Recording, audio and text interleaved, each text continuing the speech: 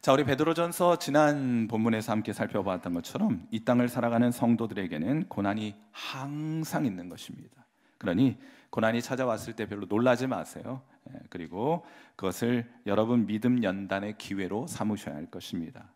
또한 고난은 어려운 것이 틀림이 없지만은 때론 하나님의 특별한 목적을 이루기 위해서 우리에게 허용될 때가 있습니다. 아주 특별한 하나님의 도구로 쓰임 받을 때가 있어요. 그러므로 성도는 기뻐하는 가운데 고난을 잘 인내해 가야 한다. 이것이 베드로 사도가 오늘을 살아가는 저와 여러분에게 주는 하나님의 권고 음성이라고 믿습니다. 오늘은 사도 베드로가 서신을 마치면서 마지막으로 남기는 권면 5장에서 베드로전서 끝나거든요. 다음 주에 이제 끝나게 될 텐데 우리 이 내용을 좀 살펴보도록 합니다. 오늘 설교 세 가지 요점이 있습니다. 그 첫 번째 설교 요점은 이것이에요. 하나님은 선한 목자를 찾으신다. 지금도 하나님은 선한 목자를 찾고 계신다입니다.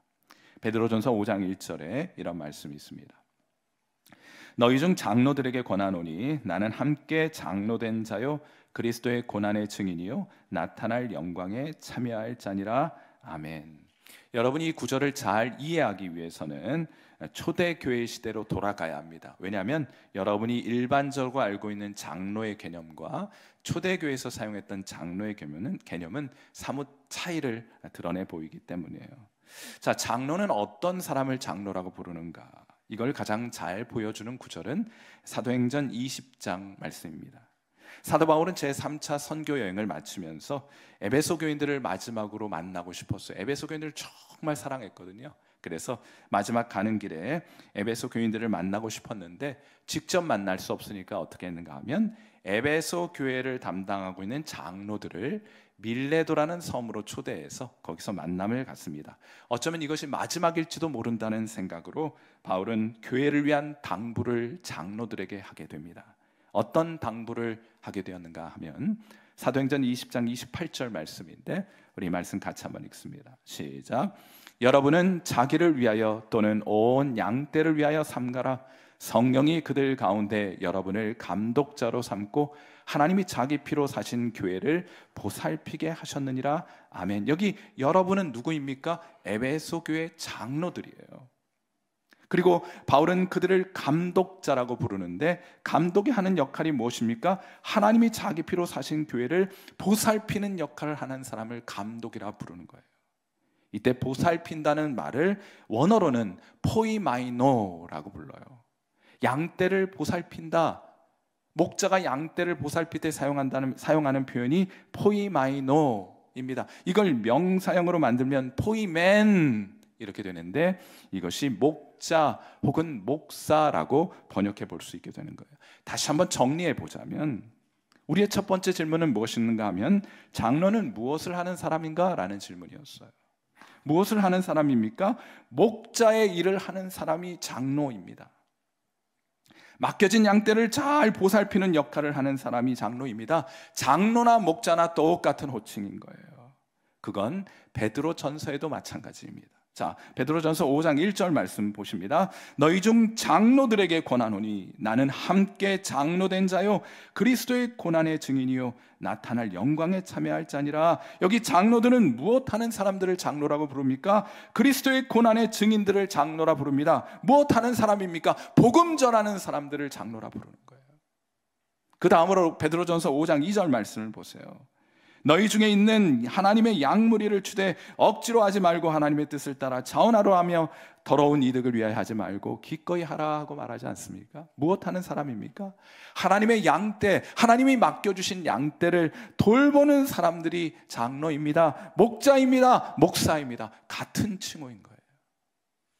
복음을 전하고 하나님 말씀 부지런히 양떼들에게 가르치고 연약한 성도들의 손을 잡고 무릎 꿇어 하나님 앞에 기도하며 기뻐하는 자들과 함께 기뻐하고 슬퍼하는 자들과 함께 슬퍼하는 사람이 장로입니다. 초대교회의 장로입니다. 초대교회의 목사입니다. 초대교회의 목자입니다. 그 일하는 사람을 목자라 부르기도 하고 때로는 장로라 부르기도 하는 것이에요. 그런 의미에서 베드로도 장로였습니다. 그의 역할로 따지면 목사 혹은 목자였던 것이에요. 자, 그렇다면 양떼를 돌보는 사람을 목자 혹은 장로라고 말씀을 드렸는데, 자, 그렇다면 언제 하나님께서 베드로에게 양떼를 맡겨주셨습니까? 자, 그건 요한복음 21장에서 확인해 볼 수가 있습니다. 부활하신 후 예수님께서는 디베랴 호수에서 고기 잡고 있던 제자들을 만나시게 됩니다. 생선과 떡을 정성껏 구워가지고 제자들에게 배불리 먹게 하신 이후에 예수님께서 제자들을 대표해서 베드로에게 물으셨습니다. 어떤 유명한 질문을 던지나요? 베드로야, 네가 나를 사랑하느냐? 몇 번 물으셨습니까? 3번 물으셨어요. 네 생각, 네 마음 변함없느냐 하는 뜻이에요. 3번 물으셨다는 것은 너 나 사랑한다고 고백하는데 네 고백, 네 생각, 그 네 마음 그거 변함없느냐 물으신 거예요. 그때 3번 다 베드로가 똑같이 대답합니다. 자, 우리 요한복음 21장 16절. 오늘 이 아침 예수님께서 저와 여러분에게 물으십니다. 네가 나를 사랑하느냐? 여러분도 베드로처럼 그렇게 고백해 볼 수 있겠습니까? 자, 요한복음 21장 16절 말씀 같이 읽습니다. 시작. 또 2번째 이르시되 요한의 아들 시몬아 네가 나를 사랑하느냐 하시니 이르되 주님 그러하나이다. 내가 주님을 사랑하는 줄 주님께서 아시나이다. 이르시되 내 양을 치라 하시고, 여기 내 양을 친다라고 말할 때 사용하신 표현도, 예수님이 사용하신 표현도 포이마이노입니다. 이때 우리 주님께서 베드로를 목자로, 장로로, 목사로 불러주신 거예요.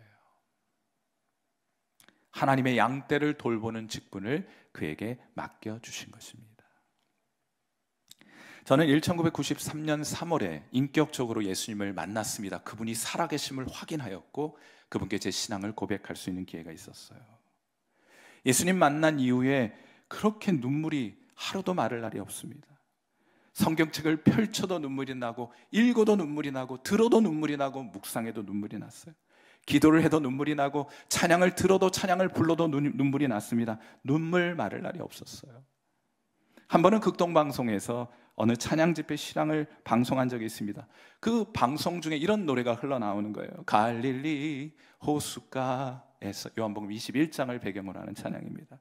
주님이 시몬에게 물으셨네. 사랑하는 시몬아, 넌 날 사랑하느냐? 오 주님, 당신만이 아십니다. 막 뜨겁게 찬양을 하고 있는데 찬양 인도자가 꼭 그렇게 하지 않아도 되는데 이번엔 거기다가 자기 이름을 넣어서 불러보자 하는 겁니다. 갈릴리 호숫가에서 주님이 충현에게 물으셨네. 사랑하는 충현아, 너 나 사랑하느냐? 오 주님, 당신만이 아십니다. 제가 이 찬양을 부르면서 얼마나 그렇게 눈물을 흘렸는지 몰라요. 나중에 알게 된 것인데 우리 주님은 이런 사랑의 고백을 받으시고 마음속에 그 고백을 간직하시는 분이신 것을 제가 나중에 알게 되었어요. 그때 이제 주님의 다리를 붙들 수가 없으니까 제 방에 의자 다리를 붙들고 주님, 사랑하시는 주님 아십니다, 이렇게 기도를 했는데 그 이후의 얘기는 없으셨어요. 4년이 지났습니다. 4년이 지났을 때 주님께서 이번엔 말씀으로, 성경으로 제게 말을 걸어오셨습니다. 충현아, 네가 나를 사랑한다는 고백 변함없느냐? 네 주님, 그렇습니다. 그렇다면 네가 내 양들을 보살펴 줄 수 있겠느냐? 내 양들을 위로해 줄 수 있겠느냐? 내 교회를 네가 잘 섬겨줄 수 있겠느냐 하고 물으세요. 많은 분들이 착각하는 경우가 있는데 하나님 우리 억지로 하기 싫은 것을 억지로 시키시는 분이다, 이런 생각 가지고 있는 분이 계세요. 막 맨날 그런 거 생각하면 요나만 생각하는 거예요. 난 가기 싫은데 막 그걸 보내시는 분. 아니요, 하나님 그렇게 하지 않으십니다. 하나님은 언제나 인격적이셔서 우리를 기다리시는 분이세요. 우리가 인격적으로 반응할 수 있도록 기다려주시는 분이십니다. 예수님께서 제게 정중하게 물으셨고 제가 진지하게 그렇게 하겠노라고 대답했습니다. 그리고 그 고백이 있은 지 벌써 30년 가까이가 지났어요. 제가 여기 이렇게 있잖아요. 제가 목사의 직분을 잘 감당하고 있는지 여부는 저는 잘 모르겠는데 한 가지 참 분명하고 또 신기한 것이 하나 있어요. 그게 뭔가 하면 그때 주님께 드렸던 그 고백했던 마음, 30년이 지난 지금도 도체 변하지가 않아요. 영혼을 섬기고 교회를 섬기는 일에 있어서의 그 열정은 그때 품었던 열정이나 지금 품었던 열정이나 크게 다르지 않습니다. 지금 목사 되고 30년 지났다고 더 뜨거워진 것도 아니고 30년 지났다고 식어진 것도 아니고 그때 주님께 드렸던 내 열정이 지금도 동일하게 내 안에 머물고 있다는 사실을 발견하고는 제가 깜짝깜짝 놀라게 돼요. 사랑하는 성도 여러분, 저는 우리 주님은 오늘도 주님의 양떼를 돌보아 줄 사람을 찾고 계시다고 믿습니다. 일은 아무에게나 맡겨지는 것은 아니에요. 여러분, 그 일을 맡기에 앞서 예수님은 반드시 이 질문을 여러분에게 던지시게 될 것입니다. 여러분은 예수님을 사랑하십니까? 자, 만일 여러분이 이 질문에 베드로와 같이 제가 주님 사랑하는 줄 주님 아십니다라고 고백할 수 있다면, 그럼 이제 주님의 양떼를 돌보는 일에 헌신할 수 있게 되기를 주님의 이름으로 축원해 드립니다. 이걸 여러분 신앙의 목표로 삼으셔야 돼요. 목사가 되십시오. 우리 청년들 계신데 신학교 가서 목사가 되십시오. 다 되질 말고 부르심 있는 사람만 되십시오. 영혼을 돌보는 장로가 되십시오. 충분히 제가 설명했음에도 불구하고 여전히 호칭과 칭호가 부담스럽다면 우리 교회 목자가 되어서 저와 함께 우리 교회에 맡겨주신 영혼들을 돌보는 일 함께 감당할 수 있게 되기를 주님의 이름으로 축원해 드립니다. 이것이 여러분 신앙생활의 목표 되기를 간절히 바라봅니다. 오늘 설교의 두 번째 요점은 이것인데, 선한 목자는 자원하여 양들을 돌보는 사람들입니다. 영혼 섬기는 사람들 꼭 명심해야 될 것이 있어요. 우리 교회에도 여러 가지 모양으로 영혼들을 섬기시는 분들 계신데 꼭 명심하셔야 될 것이 있습니다. 그게 뭔가 하면, 첫째로 사람이 여러분 섬김의 동기가 되시면 안 돼요. 사람 때문에 그 일을 하거나 사람 보고 그 일하면 여러분 반드시 실망하게 될 것이고 조만간 그 자원이 고갈될 것이며 여러분은 탈진하게 될 것입니다. 그리하여 해서 그 일로부터 물러서는 일들이 있게 될 것이에요. 사람 보고 하면 안 돼요. 사우디아라비아는 국토의 대부분이 사막인 것을 여러분도 잘 알고 계시죠? 석유는 많아도 물이 부족한 나라 사우디아라비아입니다. 그런데 언젠가 지표면 저 깊은 곳에 엄청난 양의 화석수가 발견이 되었어요. 원시의 물이 아주 우연히 안반 사이에 고여서 형성된 대수층, 이렇게 띠를 이루면서 아주 많은 양의 물이 지하에 갇혀 있는 것을 발견하게 되었습니다. 그때부터 이것을 발견한 사우디아라비아는 한 번 꺼냈으면 다시는 채워지지 않는 이 물을 대규모로 채굴 해서 흥청망청 쓰게 됩니다. 어떤 통계에 따르면 한 해 콜로라도 강 하나만큼의 물을 꺼냈었다, 이렇게 해요. 한 강 하나 크기의 만큼의 물을 그 대수층으로부터 꺼냈었다, 이렇게 합니다. 이들은 이 물로 무엇을 했는가 하면 골프장 만들어 사막에. 그리고 여러분 잘 아시는지 모르겠는데 1980년대에는 80년대 중반에는 이 사우디가 세계적인 곡물 수출국이 되었습니다. 사막에 무슨 곡물입니까? 그것을 수출하는 대국이 되었단 말이에요. 그래서인지 2005년도에 이르면 사용 가능한 물의 60%가 고갈되었습니다. 그리고 시간이 많이 지금 지났죠. 20년 가까이 지났는데 지금은 상황이 더 심각해졌을 것입니다. 사랑하는 성도 여러분, 우리가 영혼을 섬길 때도 마찬가지예요. 의욕적으로 영혼들 섬기려고 달려들었다가 실망하고 낙심하여 그 일을 포기한 사람들, 우리 주변에 어렵지 않게 찾아볼 수 있습니다. 우리 안에 있는 그 인본주의, 우리 안에 있는 사람들을 향한 박애주의, 또 인류애 같은 것들이 그런 자원을 가지고 그 일 하겠다고 덤벼들었기 때문이에요. 그런데 그 자원은 얼마 가지 못해 말라버리고 말 것입니다. 그러니 사람 보고 영혼들 섬기면 안 돼요. 그들은 언제나 여러분에게 낙심이라는 것을 가져다 주게 될 것입니다. 그럼에도 불구하고 여러분이 그 영혼들을 섬길 수 있기 위해서는 사람 아닌 그 외 다른 것에 여러분 영혼의 동기를 삼으셔야 할 것입니다. 두 번째로, 영혼을 섬기는 것은 금전적인 보상 때문도 아닙니다. 어떤 보상이 따르기 때문도 아니에요. 베드로전서 5장 2절에 이런 말씀이 있습니다. 너희 중에 있는 하나님의 양무리를 치되 억지로 하지 말고 하나님의 뜻을 따라 자원함으로 하며 더러운 이득을 위하여 하지 말고 기꺼이 하라고 말해요. 여러분, 성경에서는요, 돈 때문에 영혼들을 섬기는 사람들이 있습니다. 돈 때문에 영혼들을 섬기는 사람을 성경에서는 뭐라 불러요? 뭐라 부릅니까? 삭군이라고 불러요. 삭군은 이득이 되지 않으면 일하지 않습니다. 그래서 예수님 말씀하시기를 이리가 오면 삭군들은 양들을 버려두고 달아나느니라 하고 말씀하시는 거예요. 교계 한 존경받는 목사님이 어느 큰 교회에서 청빙을 받았어요. 담임 목회 잘하고 계신데 아주 큰 교회에서 우리 교회 와서 담임 목사를 해주십시오 하고 청빙을 했습니다. 그런데 교인들이 눈치가 빨라요, 그렇죠? 얼른 눈치를 채고서는 안 된다고 난리가 났습니다. 한 장로님께서 교회를 대표해서 목사님을 찾아가 말합니다. 목사님, 큰 교회에 가시면 사례도 많이 받으실 텐데 만일 그것 때문이라면 목사님 가지 마십시오. 우리 교회도 다음 달부터 목사님 사례비를 올려드리겠습니다. 이렇게 얘기를 했어요. 이때 이 말씀 들은 목사님 어떻게 답변하셨는가 하면, 소시장의 소는 부르는 사람에 따라 값이 올라도 가고 내려도 가지만 나는 소시장의 소가 아니요 라고 말씀하셨어요. 꼭 오늘 본문 베드로전서 5장 2절 말씀을 실천해 보이신 겁니다. 물론 이분은 그 교회를 떠나지 않고 은퇴하실 때까지 귀한 목회 사역을 감당하시게 되죠.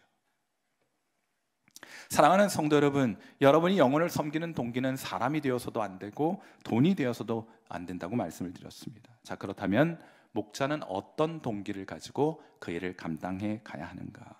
자, 우리 베드로전서 5장 2절 말씀 다시 한번 읽어봅니다. 같이 읽어요. 시작. 너희 중에 있는 하나님의 양 무리를 치되 억지로 하지 말고 하나님의 뜻을 따라 자원함으로 하며 더러운 이득을 위하여 하지 말고 기꺼이 하며. 아멘. 맡겨진 영혼들 돌보는 일에 헌신된 목자는 금전적 보상이 없어도 괜찮습니다. 그래도 자원하는 마음으로 영혼들 섬기는 거예요. 사람 때문이 아닙니다. 돈 때문이 아닙니다. 우리가 자원하는 마음으로 영혼들을 돌보려고 하는 것은 우리가 주님 사랑하기 때문이에요. 그것이 하나님의 뜻이기 때문입니다. 사람은 변합니다. 그러나 하나님은 변함 없으시지 않습니까? 주님을 향한 우리의 사랑도 변함이 없겠죠. 그래서 우리는 오늘도 변함없는 모습으로 우리에게 상처를 주고 우리에게 낙심을 주는 그 고슴도치와 같은 영혼들을 향해 그들을 다시 한번 품기 위해 나아갈 수 있는 힘과 동력을 얻게 되는 거예요. 어디로부터? 하나님으로부터. 무한히 공급되는 그 신적인 자원을 의지하여 우리는 영혼들을 섬기는 자리로 나아가게 되는 것입니다. 출애굽기 36장부터 39장을 보시면 하나님께서 모세에게 보이신 양식을 따라 성막을 만드는 장면이 등장합니다. 그런데 참 흥미로운 구절, 여러분이 어쩌면 주목해보지 못했을 구절 하나를 소개해드리고자 해요. 하나님께서 만들라 말씀하신 성막 앞에는, 바로 앞에 이 물두멍이라는 것이 있습니다. 그리고 그 앞에는 제단이 있어요. 이 물두멍은 뭐 하는 것인가 하면, 제사장들이 제단에서 예물을 드리다 보면 손에 막 먼지도 묻고 뭐 더러운 것도 묻고 그러지 않겠어요? 성막 안으로 들어가기 전에 깨끗이 손과 발을 닦으라고 세숫대야처럼 큰 수조를 하나 마련해 놓은 것인데, 그래서 노수로 만든 이 물두멍을 거기 마련해 두게 하셨습니다. 그런데 이거 지금 만들어야 돼요. 이 물두멍 만들어야 될 장소가 어디입니까? 광야에서, 사막에서 이걸 만들어야 해요. 어디서 노수를 구합니까? 어디서? 이때 놀라운 일이 하나 벌어지게 되죠. 출애굽기 38장 8절 말씀입니다. 어쩌면 여러분 출애굽기 읽으시다가 주목해보지 못했을 구절일 수도 있을 텐데 한번 이 말씀 같이 한번 읽어봐요. 같이 읽습니다. 시작. 그가 노수로 물두멍을 만들고 그 받침도 노수로 하였으니 곧 회막문에서 수종드는 여인들의 거울로 만들었더라. 아멘. 모세 당시의 거울은 유리로 만든 거울이 아니라 청동을 광내가지고 사용했던 청동 거울이었어요. 여인들 외모에 많은 관심이 있으시잖아요. 여인들 중에는 청동 거울을 가지고 있었던 이들이 있었고, 이들 중 한 여인이 먼저 그 청동 거울을, 자기 품에 고이 간직하고 있던 그 청동 거울을 꺼내어 하나님 앞에 드렸던 모양이에요. 그러니까 다른 여인들도 하나 둘 자신의 청동 거울을 들여서 하나님의 뜻대로 물두멍을 제작할 수 있게 되었던 것입니다. 교회를 세울 수 있게 되었던 거예요. 사랑하는 성도 여러분, 이것은 성도가 보여야 할 섬김의 모형이라고 믿습니다. 하나님은 선한 목자를 찾고 계세요. 영혼들 돌볼 사람들을 찾고 계십니다. 그들의 자발적인 헌신을 통하여 그분의 양떼를 돌보시는 것이 하나님의 방법이에요. 하나님이 직접 하셔도 되는데 그렇게 하지 않으시고, 하나님을 사랑하는 사람들을 하나님의 일에 동참하는 방식으로 하나님 일하세요. 그들의 자발적인 헌신을 통하여 양떼들이 무럭무럭 자라게 됩니다. 교회가 아름답게 세워지게 되는 거예요. 사랑하는 성도 여러분, 제가 오늘 이날 아침에 다시 한번 묻고 싶습니다. 여러분은 주님 사랑하세요? 여러분은 예수님을 사랑하십니까? 자, 그렇다면 여러분도 교회를 위하여 자발적으로 참여하고 헌신할 준비가 되어 계십니까? 오늘 설교의 마지막 요점은 이것이에요. 선한 목자는 양무리의 본이 되는 사람들입니다. 베드로전서 5장 3절 말씀이에요. 맡은 자들에게 주장하는 자세를 하지 말고 양무리의 본이 되라. 여러분 뭐 주장한다고 여러분이 섬기는 사람들이 신앙 좋아진답니까? 그런 일 없죠. 여러분의 자녀들 여러분이 주장한다고 여러분의 뜻대로 됩니까? 그렇지 않죠. 그럼 어떻게 합니까? 여러분이 하셔야 할 일을 하면 돼요. 그게 뭡니까? 본이 되는 거예요.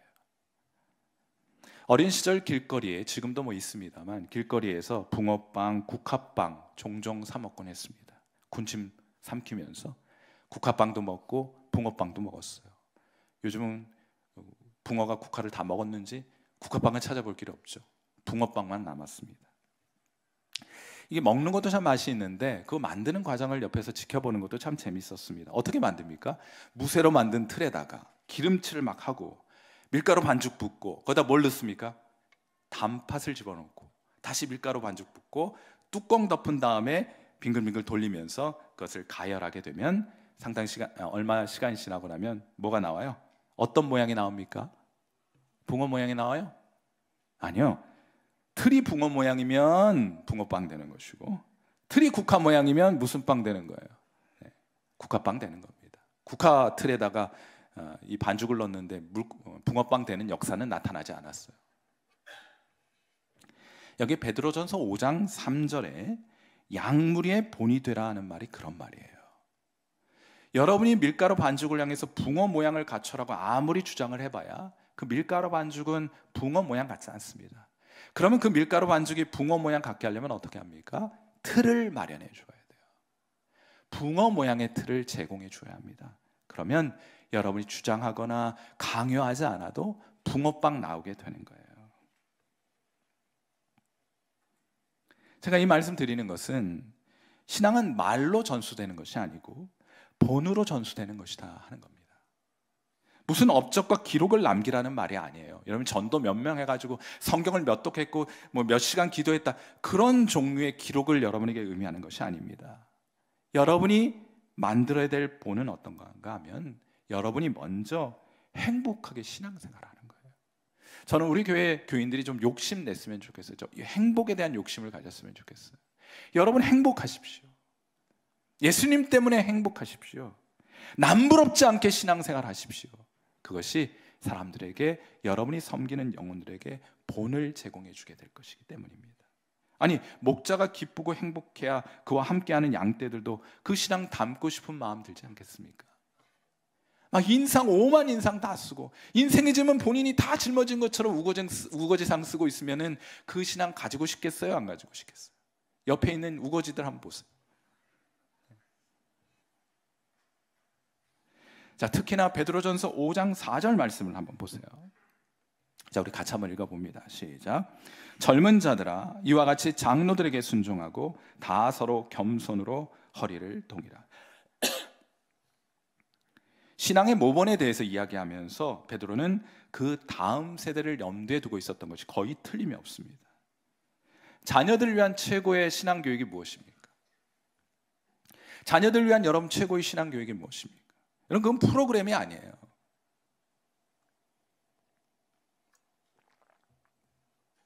자꾸 프로그램 내놓으라고 하는데 프로그램 아닙니다. 그렇게 해서 될 수 있었을 것 같으면 벌써 좋은 신앙 가지고도 남았어요. 그럼 프로그램 아니에요. 어떻게 해야 됩니까? 틀을 제공해 줘야 한다니까요. 부모가 먼저 기쁘고 행복하게 신앙생활을 해야 되는 거예요. 신앙을 이야기하면서 결국 자녀들에게 말하는 게 무엇입니까? 좋은 대학 가서 좋은 직장 가서 연봉 많이 받고 돈 얘기하는 거예요, 사실은.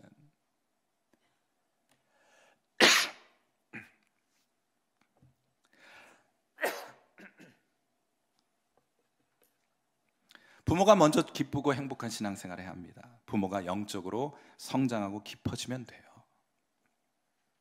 주님 더 뜨겁게 사랑하고 기쁘고 즐겁게 영혼 섬기는 일을 감당해 가는 것이 최고의 여러분 자녀들을 위한 신앙 교육인 줄 믿습니다. 우리 젊은 세대들에게도 제가 꼭 드리고 싶은 말씀이 있어요. 저는 예수님 믿고 하나님의 백성을 위로하는 삶을 살겠다고 예수님께 제 인생 다 드렸습니다. 잘하고 있는지 여부는 잘 모르겠고 일단 다 드렸어요. 이제 30년이 지나고 나니까 제가 여러분에게 할 말이 생겼습니다. 우리 젊은 분들에게, 우리 다음 세대 분들에게 할 말이 생겼어요. 여러분도 주님의 백성을 위해 헌신된 인생을 살아가십시오. 자신 있게 말할 수 있게 되었어요. 제가 여러분에게 편안하고 부유한 인생을 약속할 수는 없습니다. 그건 잘 모르겠어요. 잘 안 되는 것 같고 반대일 가능성이 높아요. 다만 제가 확실히 알고 또 여러분에게 약속하고 확신할 수 있는 것은, 왜 이런 삶을 살아도 되는가 하고 말씀드릴 수 있는 이유는 이거 후회 없는 인생이기 때문입니다. 지난 30년 동안 힘들고 어려운 일은 있었지만 주님 영혼 섬기는 일에 후회해 본 적은 단 한 번도 없어요.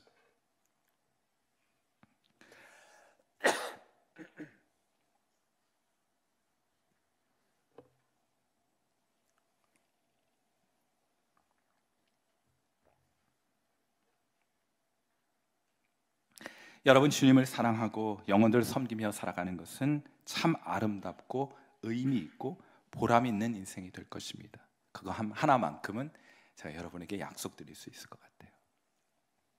이 멋진 삶, 이 후회 없는 삶, 이 보람된 인생에 여러분을 초대하는 바입니다. 함께 기도하도록 하죠.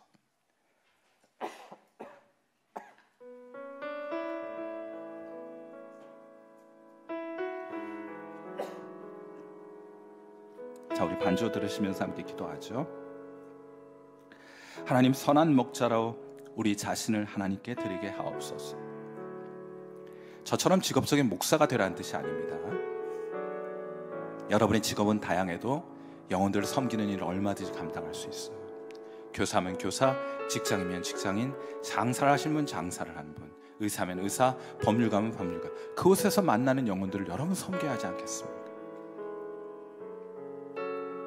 여러분, 혹시 그 일에 주님 사랑하는 마음으로 여러분 자신을 훈련하고 영혼들을 보살피고 돌보는 일에 여러분 자신의 삶을 드리기를 원하는 분들이 계시거든요. 오늘 저도 눈을 감고 다른 분도 다 눈을 감았어요. 하나님이 보고 계실 텐데 여러분의 오른손을 여러분 가슴에 올려놓고 하나님 앞에 기도하세요.